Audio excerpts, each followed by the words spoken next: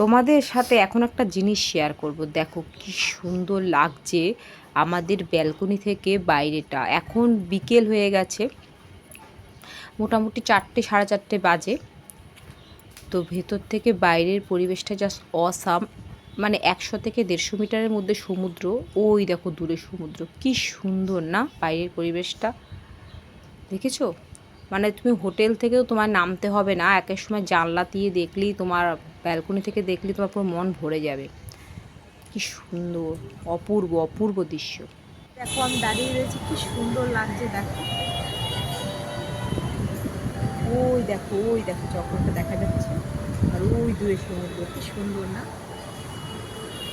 এত ভালো লাগছে না, মানে কিছু বলার নেই, এত সুন্দর লাগছে।